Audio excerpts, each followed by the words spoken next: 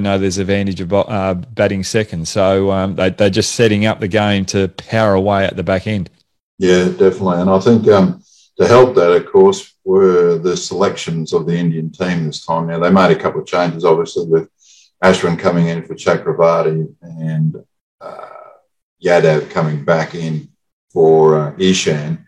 However, I think the key selection was to reunite the opening pair, which I think you discussed last time we were talking, Rahul and Sharma. And what a partnership they put together, 114 dismissed in the 14th, 15th over, but really set a huge platform. And as you say, they were, 53 at the power play, and really then began to accelerate their innings from there on. So I think selections in that regard played a really important role in India posting that total. Yeah, definitely. But I think Afghanistan were missing Mujeeb Rahman opening the bowling with his mystery spin, and leaving Rashid Khan as late as they possibly could. They would have liked to have bowled him early, but they don't have that depth in their bowling, Afghanistan. I'll tell you what, Hamid Hassan, I was very, very impressed with him, the way that he stayed in the contest while the two openers, Rawat and Rahul, were dominating the bowling, because he came in there under a pressure situation. So I think we've got to acknowledge some of those good performances from some of the Afghan bowlers. And Hamid Hassan, well done, mate. You stood up and delivered under pressure and put the pressure back on those Indian batsmen who had to sit on you and attack the other bowlers. So I think, we can look at the Indian good performance, but I think we've still got to look at some of the great performances from Afghanistan. Yeah, no doubt. And I'm sure India will be looking forward to those performances against New Zealand in the coming games, because really India are right on the tightrope at the moment, irrespective of how well they go in their following games. But then again, I think one of the other important things that Kohli did with the batting order then was to move Pant and Pandya both to replace Rahul and Sharma, which allowed them really then to further accelerate that run rate towards the end of the game, because they put on 63 and some 27 balls to get the score to 210. Yeah, could this be a move moving forward for India as well? Because there's a lot of talk about Agarwal and Sampson not being in this squad, and they're probably one of the better strike rates and averages in IPL cricket. So Kohli going down the list, could this be one of the last times that we see him in T20 cricket? And someone like a Sanju Samson comes in that middle order who's a little bit more aggressive, and they're going to change the way that they play T20 cricket moving forward. So, and remember that he's taken away, or he's given up the captaincy after this particular tournament. So there's big moves there for India that we've got to look out for moving forward. But, those are the things that you've got to do in T20 cricket, and Australia have got to look at that as well. Once you get to the sixth over, Glenn Maxwell comes in, because that's where he dominates against spin. He's our best player of spin in that lineup, and that's what India did as well. Changed their batting lineup to suit the situation. In T20 cricket, you've got to be adaptable in those situations. Could make those changes, yes. So again, one of the changes that they have made for this game, as we mentioned, was Ashwin coming in for Chakravarti, and he kind of filled that same role that we've seen a number of times from a number of teams now, coming in around about that 8th over mark and bowling straight through 8, 10, 12 and 14. And again, constrained the batting at that point in time, picked up a couple of wickets and worked in good partnership with Jadeja and a couple of the other bowlers. Yeah, I thought that move was pretty poor, really, bringing Ashwin in for Chakravarti, because if you look at the last game, the batsmen did not deliver against New Zealand, and the bowlers were put under pressure, and Chakravarti had to bowl a role where he was taken away from a period where he'd be dominant out in the middle, and that's in the middle overs. So they used him and Bumrah to try and break through that New Zealand batting lineup that last game in the second innings. So really, you've made a bowler bowl something different than what he's picked for, because the batter's failed, and then the next game you actually drop him. And so that's disappointing on Chakravarti's confidence. Look, I absolutely love Ashwin, but Chakravarti was the bowler that they picked in before him. He played a different role last game, and I thought they were a bit tough on him there.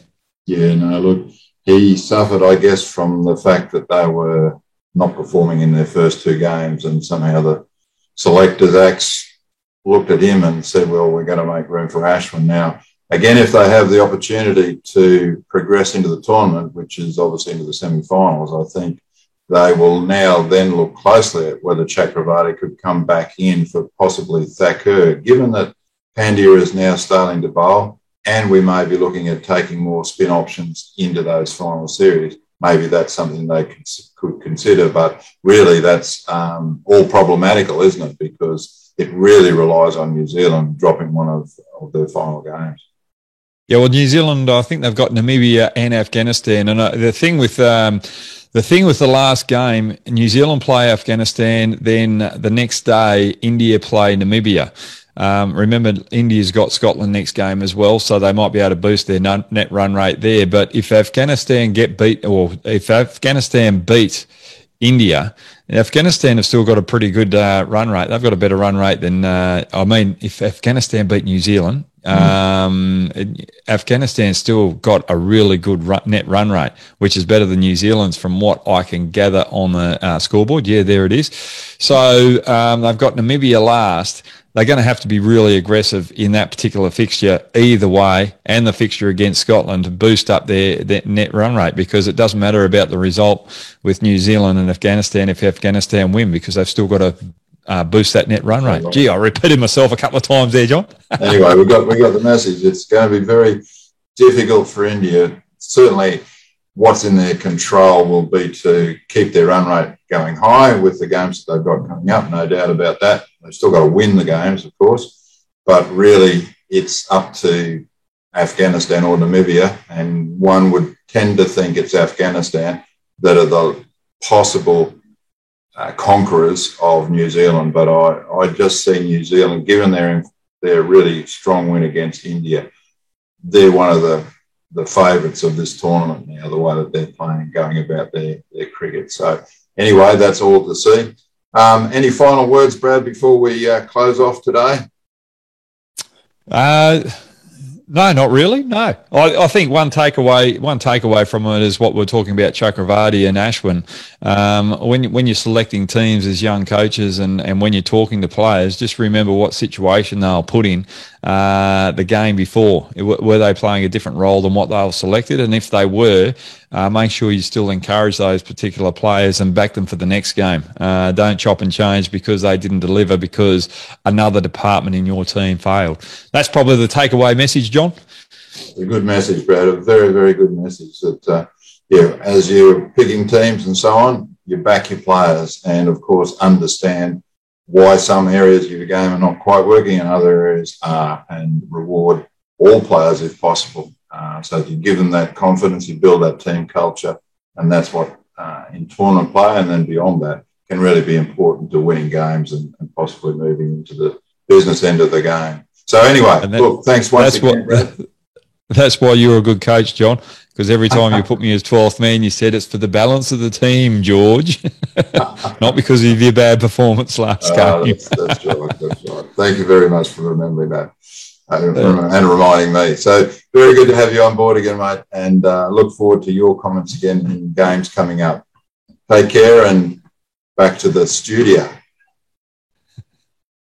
So again, thanks, Brad Hogg, for those very, very interesting insights into the game, also into the support for the Afghan. I mean, one thing Brad does is very balanced in his assessment of the game and looked at a number of the very, very positive things that are coming from Afghanistan. And as we said during the course of that analysis, India will definitely be looking for Afghanistan to bring their best game forward when they meet New Zealand later in the tournament, so that hopefully they get across New Zealand, which gives India an opportunity to make the semi-finals. And then, of course, Brad talked about the inclusion of Ashwin. Not that he necessarily disagreed and likes to have Ashwin aside, but just the way that Chakravarti seemed to become the selectors' person that they believed needed some change from the teams that had gone before to give this team a refresh and a bit of a relook and a rebrand so that they could move into the Afghan game and hopefully come away with a win, which obviously they did.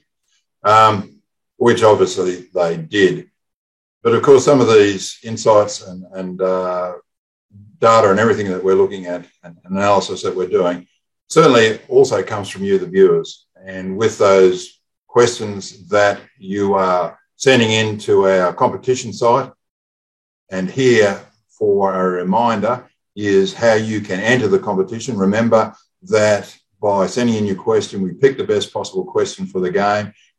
If you're chosen, we then replay your question, which we'll do shortly for today's question.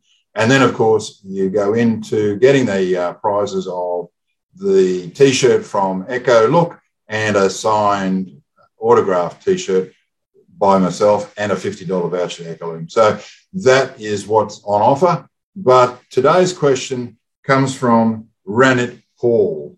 Hello, John. This is Ronit Pal from Kolkata.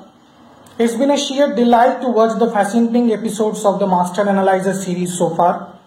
My super question to you is, how much instrumental do you think Matthew Hayden was in bringing in a revolutionary change to Pakistan's batting department?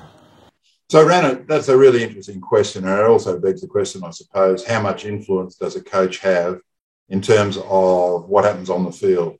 My belief is that good coaches do have a significant impact on individuals and collectively on the team and their performance. But of course, Matthew had only joined the Pakistan side 2 or 3 days prior to the tournament beginning. So his immediate impact on the side would be possibly relatively small. But as the tournament begins to unfold, I think his influence is growing. In other words, his ability to understand tournaments, understand the pressures that tournaments bring, understand for people like Babar Azam and Rizwan that is such an important phase to the T20 game. So I think he'll be of great assistance to the top order batting as the tournament's unfolding. And then that helps develop a great deal of confidence right throughout the batting order. And so I think what we're seeing with Pakistan is that growing confidence in the way that they're going about their game and the way that they're potentially having to chase totals or really having to set totals. So I think Matthew's influence, a bit like Vernon Philander, who's the bowling coach, their influence is growing all the time. And of course, that's definitely helped by the fact that they're winning.